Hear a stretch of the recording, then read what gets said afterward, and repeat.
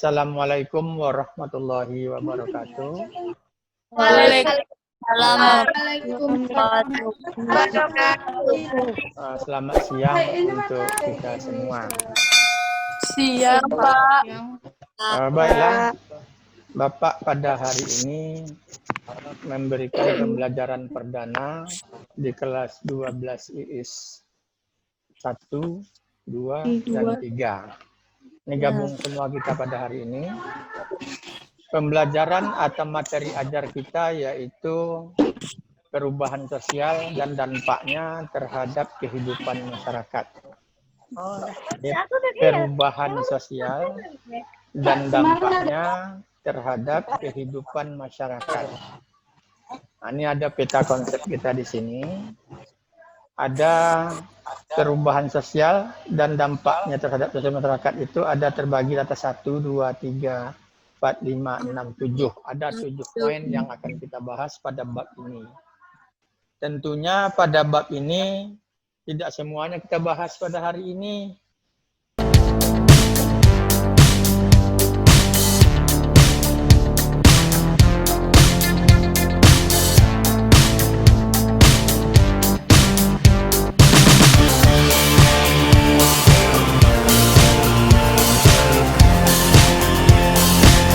Kalau kita bahas semuanya pada hari ini, ya mungkin Anda menyerapnya agak lambat.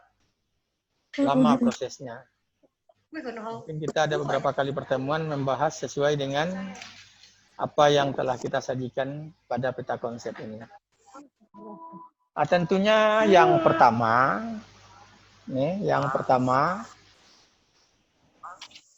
pengertian perubahan sosial dulu. Kita masuk kepada pengertian perubahan sosial. Nah, ini dia pengertian perubahan sosial ini kita ambil dari dua tokoh. Nah, dua tokoh nak ya. Bisa baca di sana nak? Bisa? Bisa, Pak. Oke. Yang pertama tokohnya Selo Sumarjan. Katanya perubahan sosial itu adalah segala perubahan pada lembaga-lembaga Masyarakatan. Maksudnya itu lembaga-lembaga kemasyarakatan dalam suatu masyarakat. Suatu masyarakat. Nah, yang mempengaruhi sistem sosialnya, termasuk nilai-nilai, sikap dan pola perilaku di antara kelompok-kelompok masyarakat. Nah, ini yang dikatakan perubahan sosial. Apa katakan berubah di sini? Nanti kita simpulkan saja. Kemudian ada menurut Robert M.Z. Lawang, katanya perubahan sosial itu merupakan proses ketika dalam suatu sistem sosial terdapat perbedaan-perbedaan yang dapat diukur yang terjadi suatu kurun waktu tertentu. Jadi ada waktunya. Jadi kita simpulkan saja di sini dikatakan berubah itu pergeseran nilai dan norma. Kesimpulan dari sini terjadinya pergeseran nilai dan norma, baik itu dalam lembaga maupun itu dalam kehidupan bermasyarakat. Paham nak? Ada yang paham belum? Apa itu? Belum, Pak. Apa itu yang dikatakan perubahan sosial tadi? Jadinya pergeseran nilai. Nah, pergeseran nilai dan norma kan? Dan norma. Dan norma baik dari yang tidak baik menjadi baik atau yang tidak baik menjadi baik. Ya kan? Dari yang tidak baik menjadi baik atau dari yang baik menjadi tidak baik. Itu dikatakan berubah. Contohnya nilainya dulu bagus, sekarang nilainya jelek. Itu berubah itu nak. Nilai itu kan kamu tahu apa pengertian nilai kemarin ke-10. Kelas 10 kita belajar nilai. Nilai adalah segala sesuatu yang dianggap baik dan tidak baik kan? Yang dianggap baik dan tidak baik. Ya, Pak. Ya. Nilai baik disebut nilai positif. Nilai tidak baik disebut dengan nilai negatif. Kan itu kemarin itu. Jadi bergeser nilai ini. Apabila bergeser nilai, maka itu dikatakan berubah. Bergeser norma. Norma itu apa kemarin kalau kita pelajari kelas 10? Norma adalah aturan. Jadi kalau ada di dalam lembaga aturan itu berubah atau di masyarakat itu aturan berubah, maka disebut juga dengan terjadinya perubahan sosial. Udah paham ya nak ya? Sudah, Pak. Oke. Kita lanjut supaya kita tidak lama-lama. Kita lanjut kepada yang nomor 2. Nah, ini nomor 2 ini kita akan membahas ciri-ciri perubahan sosial. Yang pertama, masyarakat memiliki sifat dinamis sehingga mengalami perubahan. Ada yang tahu di sini, ada yang bertanya apa itu sifat dinamis? Ini sifat dinamis ini. Ya, sifat dinamis ini adalah sifat yang selalu ingin berubah sehingga mengalami perubahan.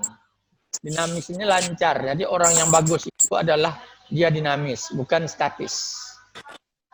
Dinamis ini maksudnya dia mempunyai sifat ingin mengadakan lebih bagus daripada hari ini. Ini dinamis dia. Dia mau menerima perubahan. Itu yang sifat dinamis. Yang paham ini masyarakat memiliki sifat dinamis sehingga mengalami perubahan. Oke? Udah paham itu? Paham, Pak. Oke, kita lanjutkan pada kedua. B. Lembaga sosial yang mengalami perubahan akan diikuti pada lembaga sosial lainnya. Nah, ini dia. Perubahan itu pada suatu lembaga akan mengalami perubahan pada lembaga-lembaga yang lain. Kenapa? Karena antar lembaga itu saling berkait-kaitan. Sudah, nak? Nah, saling berkaitan. Apabila ayah berubah, anak ikut berubah, istri juga ikut berubah, menantu juga ikut berubah. Itu contohnya dalam satu lembaga keluarga. Ya, nak ya? Banyak lagi, apalagi apabila organisasi kenegaraan kita berubah ideologinya sampai ke bawah-bawah, sampai kepada masyarakat, akan berubah semuanya. Nah, ini yang B. Kemudian yang C, terjadinya disorganisasi atau keadaan COS. Artinya ketika perubahan terjadi secara tiba-tiba, maka akan membuat masyarakat aneh dan sulit untuk beradaptasi dengan kondisi yang baru. Gejala ini dinamakan kultur shock. Nah, kultur shock tahu kan? Kultur shock itu adalah terjadinya disorganisasi, perpecahan. Disorganisasi maksudnya perpecahan di dalam masyarakat. Keadaan ini disebut COS. Masyarakat sudah ada tidak percaya lagi kepada siapapun. Kepada organisasi dia tidak percaya, kepada orang hebat dia sudah tak percaya, kepada pemerintah tidak percaya. Nah, itu disebut dengan kultur shock. Disebut dengan keadaan COS namanya. Lah, negara kita sekarang sedang COS katanya kan gitu. Tidak ada lagi orang yang bisa didengarin omongnya. Nah, ini dia yang keadaan COS itu. Udah paham ini, nak? Paham, Pak. Alhamdulillah, kalau paham kita lanjutkan ya, nak ya, nomor D. Perubahan tidak dibatasi oleh bidang kebendaan atau spiritual, karena keduanya memiliki hubungan timbal balik yang kuat. Nah, ini spiritual ini menyangkut dengan masalah kepercayaan.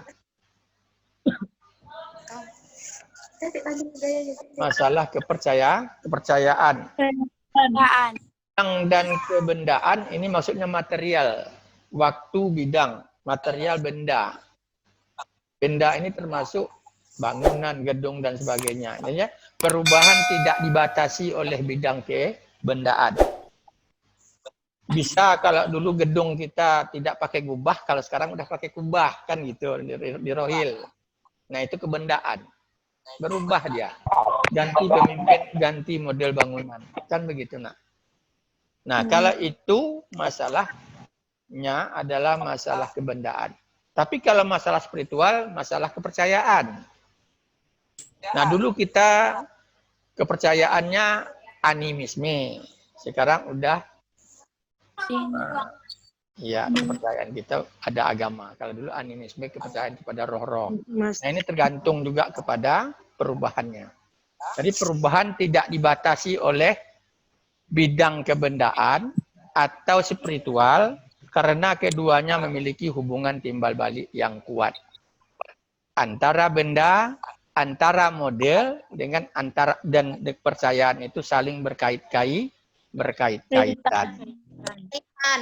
Oke, yang E, perubahan sosial seringkali menimbulkan kontravensi. Tahu arti kontravensi enggak? Enggak, Pak. Perlawanan atau pertentangan. Kontravensi, pertentangan. Jadi setiap kita mengajak orang berbuat baik, mengadakan perubahan kepada kebaikan, itu kan selalu mendapat tantangan kita kan. Iya. Ada yang tidak mau berubah, ada yang mau berubah, ada yang dikatakannya kita adalah pejuang kesiangan, kan begitu.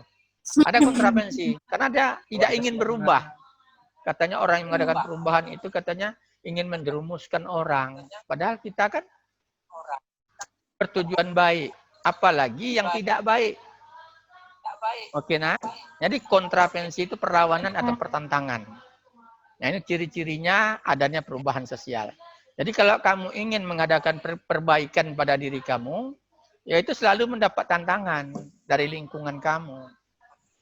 Makanya setiap orang yang ingin berubah ke arah kebaikan, ujiannya itu besar, nak. Orang yang sukses itu orang yang mampu mengendalikan kontravensi. Paham itu? Paham, Pak. Kemudian kita masuk kepada F. Kecenderungan atau cenderung meniru tindakan atau tren yang berkembang imitatif. Imitatif ini mencontoh. Cenderung meniru. Jadi orang-orang yang ingin berubah itu dia cenderung meniru. Meniru tuh kalau dapat meniru kepada yang baik tidak ada masalah. Trennya.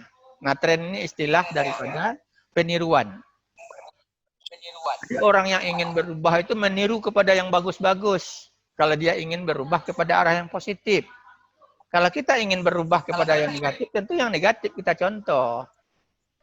Tapi Bapak yakin dan percaya, orang yang berpendidikan itu tidak akan mencontoh kepada yang hal tidak baik. Oke, nak? Iya, Pak. Kita ingin berubah, contohlah yang bagus-bagus, nak. Oke. Iya, Pak. Yang G, tindakan yang dilakukan dengan sengaja, dengan gejala karena adanya ketidakpuasan seseorang atau masyarakat terhadap suatu kondisi, maka direncanakanlah suatu perubahan.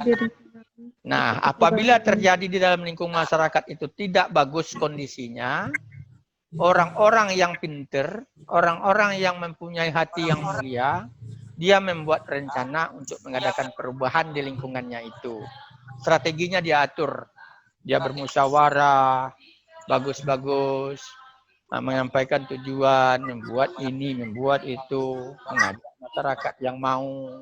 Nah, ini dia dimaksud dengan tindakan. Kalau ada di lingkungan kita itu kurang bagus posisi apanya, kondisinya, makanya kita boleh mengadakan tindakan. Tindakan itu jangan tindakan brutal sendirian. Ajak orang bersama-sama kita bermusyawarah mengadakan perbaikan. Ini dikatakan tindakan dilakukan dengan gejala.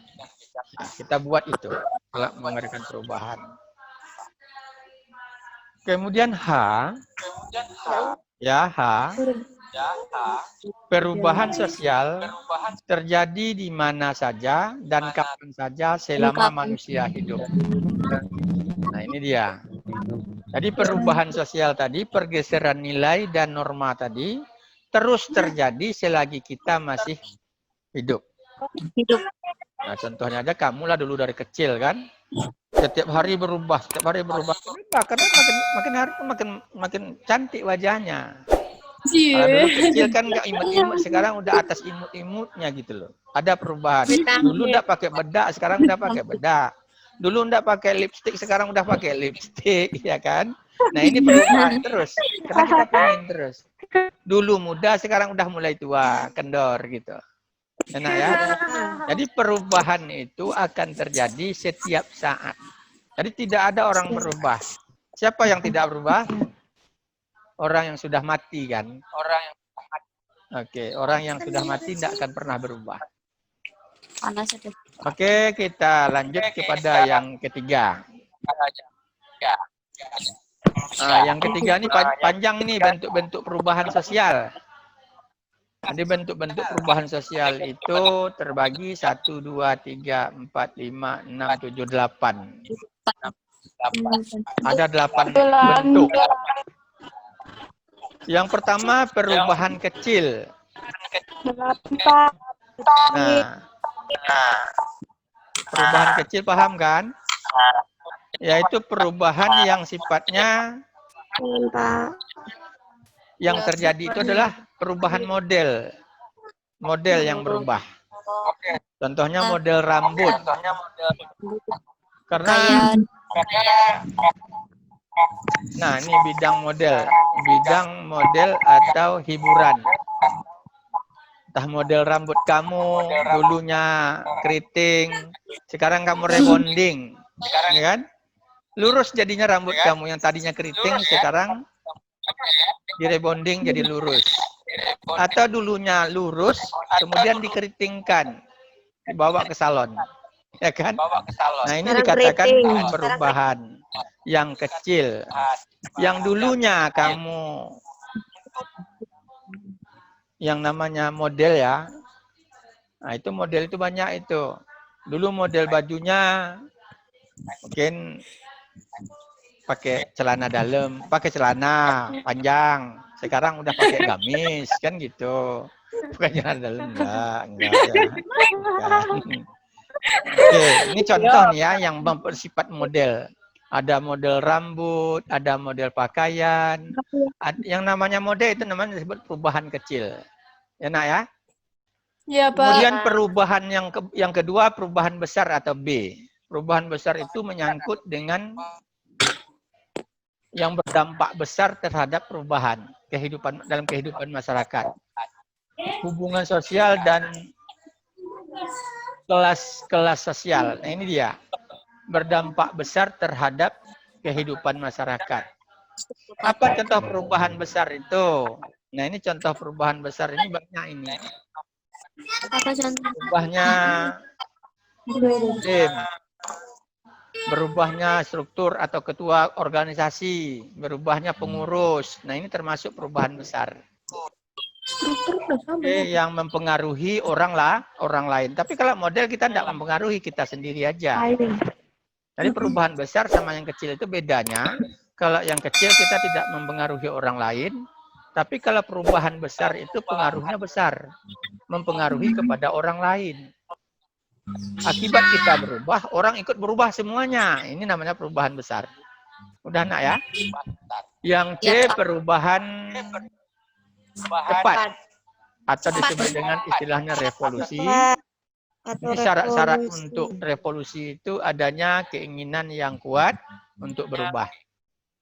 Adanya keinginan yang kuat untuk berubah, adanya sosok pemimpin yang dianggap mampu untuk menampung aspirasi. Yang ketiga, terdapat momentum yang tepat. Nah, ini contohnya ini reformasi kemarin, nak. Ada reformasi. Mengganti presiden kita kemarin itu namanya disebut dengan revolusi. Revolusi itu perubahannya cepat. Perubahan yang cepat itu punya ada orang yang kita handalkan untuk pengganti. Nah, contohnya kita kemarin itu kan reformasi itu mengadakan perubahan pemimpin.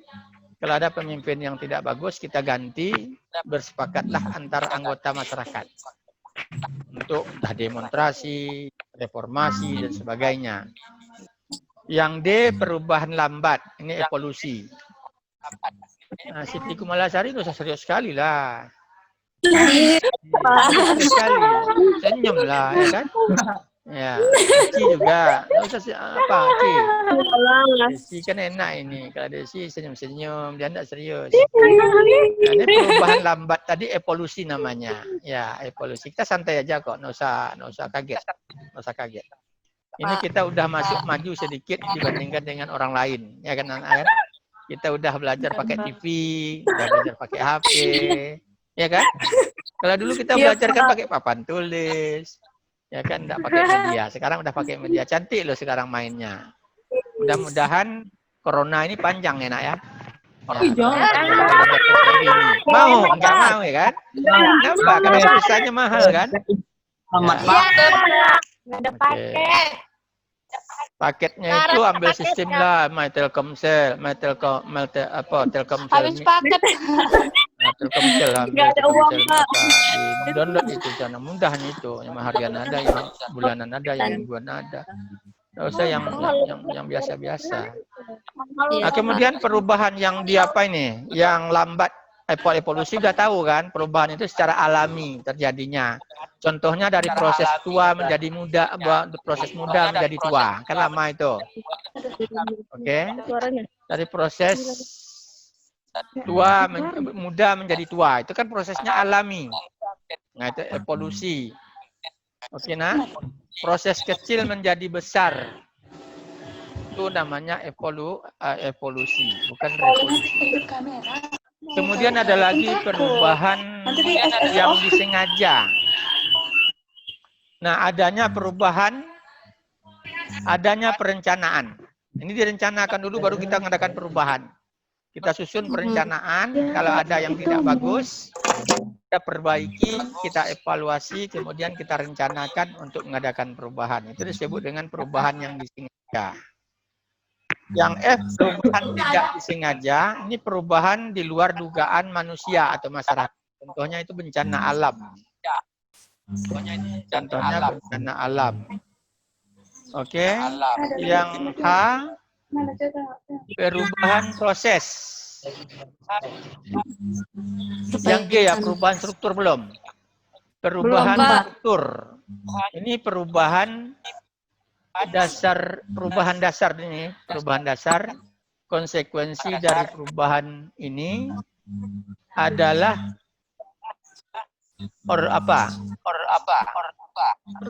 organisasi. Adalah reorganisasi. Reorganisasi tahu kan reorganisasi itu? Yaitu memperbaiki kepengurusan. Reorganisasi. Ya, reorganisasi itu adalah memperbaiki kepengurusan atau ganti pengurus. Reorganisasi atau ditambah organisasi lain. Itu reorganisasi. Ya, ini perubahan struktur. Jadi kalau ada perubahan struktur, contohnya pimpinan kepala sekolah kita Pak Jenny, kita demon kepada Pak Jenny, kita ganti dengan yang lain. Ini contohnya itu. Kita berubah struktur namanya. Oke. Yang H terakhir perubahan proses. Ya, perubahan proses ini itu berkaitan dengan penyempurnaan dari suatu sistem. Ada sistem yang kurang bagus kita sempurnakan, contohnya itu kurikulum. Kurikulum 2016 menjadi 2013 itu perbaikan. Jadi perbaikan sistem dulu. Kalau sebelum COVID-19, kita sistemnya itu tatap muka kan.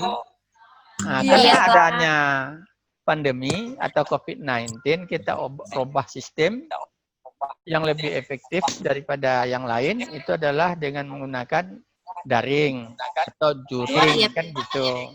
Nah, kebetulan kita dari SMA 2 Pujut ini, karena kita udah dibantu oleh pemerintah dalam hal media, maka kita menggunakan sistem daring. Jadi sistem itu sudah berubah sekarang. Dengan menggunakan HP itu untuk hal-hal yang lain. Nanti habis paket kalian, gunakanlah untuk pendidikan. Jadi di Telkomselmi itu kan ada nanti itu bagian pendidikan itu. Ambil aja bagian pendidikan itu ke apanya? Ada murahnya di sana. Daftarkan ke sana. Kalau mau beli paket yang murah. Oke, nah? Nah, itu kita berubah juga. Semua kita harus berubah sekarang, nak. Termasuk masalah COVID-19 ini. Kita harus berubah. Kalau dulu kita gaulnya agak rapat, sekarang renggang. Tidak boleh ada jarak kita sekarang. Dulu kita tidak pakai masker, sekarang kita pakai masker. Keluar rumah kita pakai masker. Dulu kita tidak cuci tangan, sekarang kita cuci tangan. kita harus berubah sekarang. Kenapa? Untuk menjaga kelangsungan hidup kita. Apalagi bagi yang perempuan, kalau mau pakai jilbab yang pakai masker ada, tidak payah. Nah, kalau yang laki-laki helm pakai masker ada, ya. Tapi jangan gitulah, kan tidak gitu. Ada yang mau bertanya? Kita cukup nomor 3 ini dulu. Kita adakan pertanyaan bagi yang ingin bertanya, yang belum jelas, mari kita bertanya. Silakan, Nak. Nggak ada, Pak. Nggak ada yang bertanya, udah cukup jelas sekali.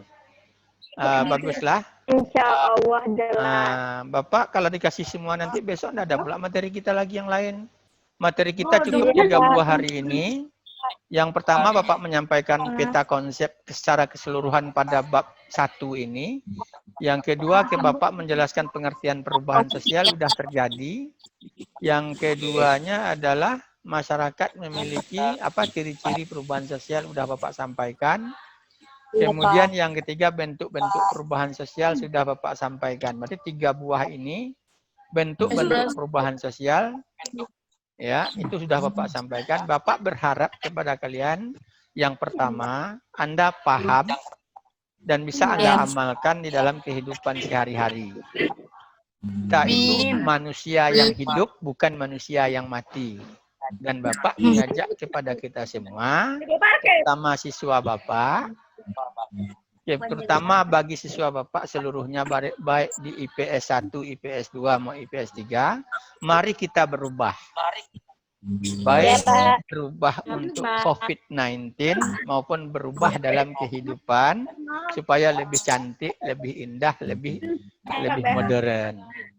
Tidak mau berubah. Nanti kata orang, oh kawan itu udah mati pula satu, katanya kan tidak berubah-berubah. Kayak gitu terus kan. Mari kita berubah. Dulu Bapak tua, sekarang udah muda. Kan ini contohnya. Baik, Pak. Ya, kan muda Bapak sekarang ini kan. Dibandingkan dulu tua, sekarang udah muda. Ini contohnya. Jadi kami yang muda bisa tua. Gitu. Nah, kalau kalian yang muda jadi tua itu berubah juga, enggak apa-apa. Itu negatif berubahnya. Kalau Bapak enggak dari tua udah muda sekarang ini. Ya, oke Nak ya. Jadi tugas kita, Bapak kasih tugas ini. Apa yang Bapak sampaikan tadi, ya. Apa yang Bapak sampaikan ini, tolong nanti kamu Saya tulang ya, Pak? bukan, apa namanya, ambil intisarinya. Kemudian intisari dari pembelajaran yang pertama ini nomor 1, 2, 3 tadi, ambil intisarinya sekedar untuk laporan. Kamu buat nanti boleh di dalam atas kertas atau ketik, boleh pakai tulis tangan, boleh pakai WA. Tidak payah kok. Jadi kita masuk berikutnya, nanti kita lanjut dengan materi yang keempat. Paham itu, Nak? Kita nggak usah lama-lama, nanti habis paket kamu. Ya kan? Oke? Oke, Udah paham Pak. tugasnya? Ambil intisarinya yang Bapak sampaikan tadi, kemudian buat dalam suatu tulisan atau catatan atau apa yang dilaporkan kepada Bapak. Boleh pakai kertas, boleh pakai WA. Nggak punya, kami nggak punya Android, Pak. Oke, numpang punya kawan. Kan nebeng namanya. Boleh. Dan kawan-kawan yang belum tahu, tolong kamu sampaikan. Karena nanti ada penilaian di sana. Ya, Nak ya? Ya, Pak. Oke, terima kasih. Karena waktu yang membatasi kita, dan Bapak akhiri dengan wabillahi taufiq wal hidayah. Assalamualaikum warahmatullahi wabarakatuh. Waalaikumsalam warahmatullahi wabarakatuh.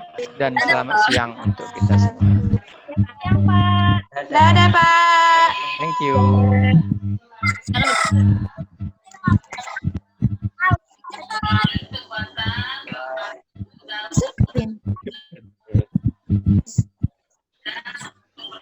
Ya, silakan keluar. Ngirimnya sekarang, Pak. Ini malam, Pak. Apa? Apa ini Pak? Intisarinya. Apa? Hari ini juga apa intisarinya besok Pak? Boleh, kapan-kapan aja. Oh, oke Pak. Oke. Oke. Kalau bisa secepatnya. Iya, kalau bisa secepatnya. Enggak apa-apa. Itu kan nilainya sama Bapak itu. Pak sayang kok sama kalian semua. Oke? Thank you very much. Leave meeting. Oke.